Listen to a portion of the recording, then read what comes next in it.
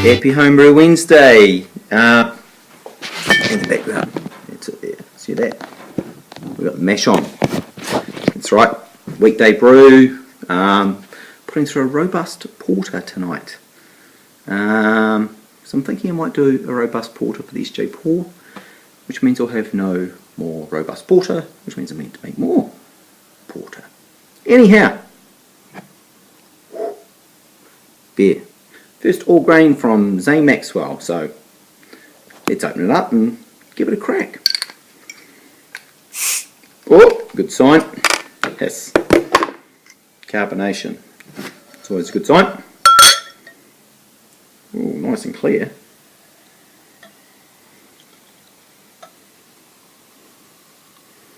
Nice.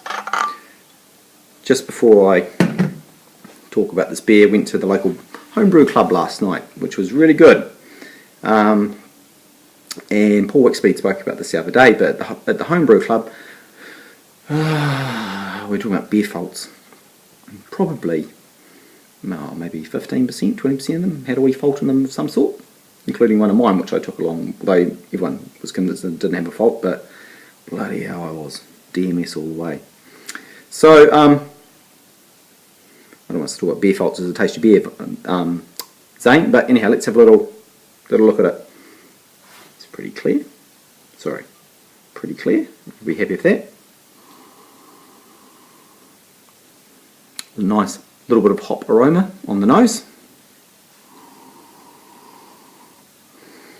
I don't think I can pick up any diacetyl or any acetaldehyde, or don't think there's any DMS in there. Let's give it a go.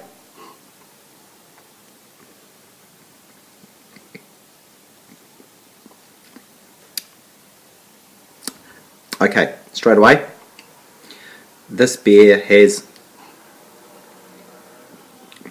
this beer has acetaldehyde in it, which means, fundamentally, Zane, you've got to stop drinking it. Yep, you need to leave this beer for a little bit longer. You notice that the head's gone away from it. You need to leave this beer for a little bit longer so that the yeast in the bottom of the bottle here can continue to condition the beer and age the beer through slightly. So it's pretty hard to do that, but yeah, you've got to stop drinking it fundamentally and leave it for a little bit longer. So I'm not sure how old this is, probably, I don't know, 3 weeks or something, but give it another 3 weeks and just put it aside and forget about it somewhat slightly. Problem is, it doesn't stop you drinking it, does it? Anyhow, this week, put that there just for a minute. I was talking about this last week. That's right. The Mischievous Kia from Altitude Brewing. This is a great beer. This is a super exciting beer. Nice little thing about this beer is a portion of all sales are donated to the Kia Conservation Trust. So pretty sure it's contract brewed out of Invercargill, but it says it's produced by Altitude Brewing in Arthur's Point in Queenstown. And it's an IPA, and I am going to give this bottle of Mischievous Kia away tonight, because last week was my 1 year anniversary. And so fundamentally what happens is all you need to do is comment on the side and comment with in relation to what is a Kia. So what the hell is a bloody Kia? I'll give you a clue. It's on the label. Alright, next thing's next. We're mashing. We're in here, we're mashing at the moment. Let's go there, let's go have a look at that.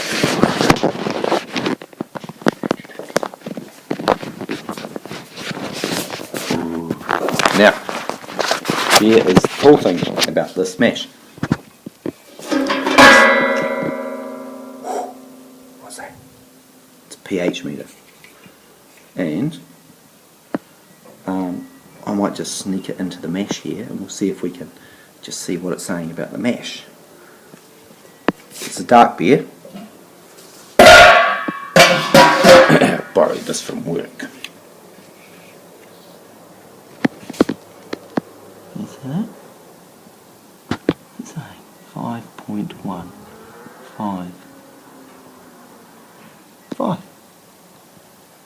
4.9. Okay, we're getting the picture.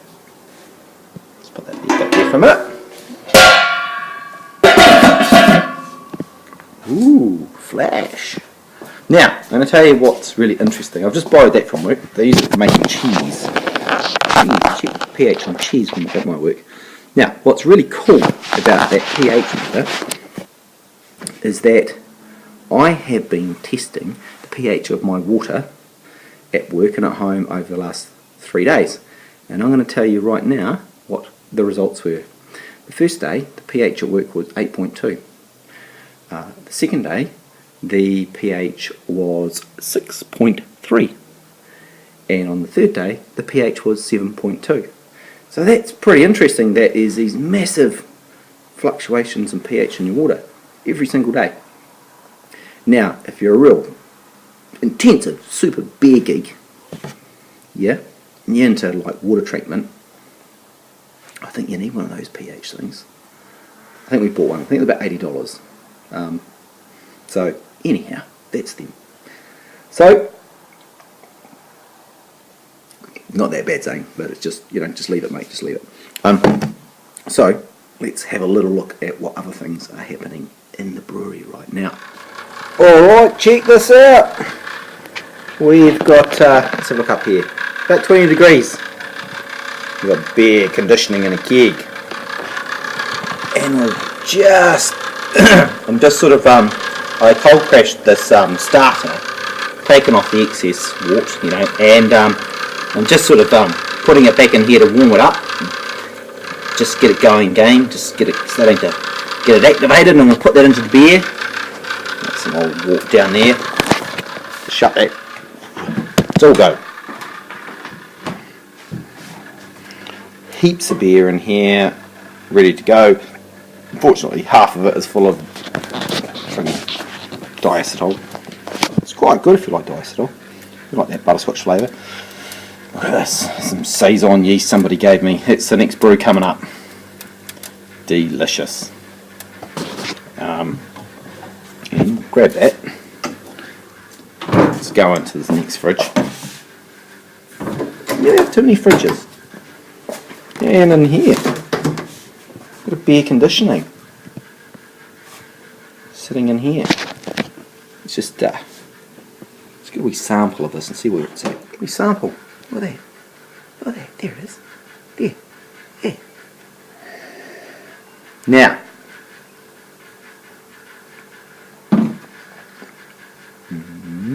alright. So a lot of people don't rack into secondary. They just do one single fermentation right through, condition on the yeast. Now, I have always done that.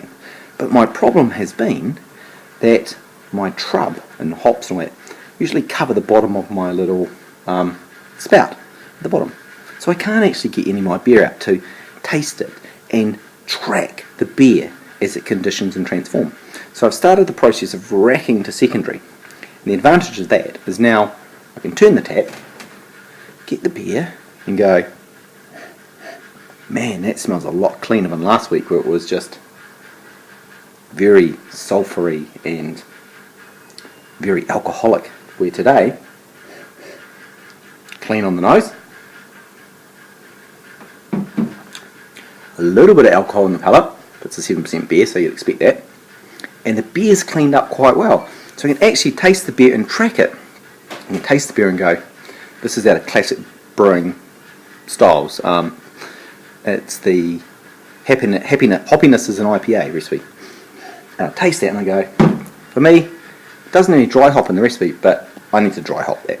So that's actually a really good advantage if you don't rack into secondary. Now, there's a whole heap of issues that can happen when you rack into secondary, and that's, you know, you got to look into that. But anyhow, that's enough. I need to get back. It's time to start mashing out.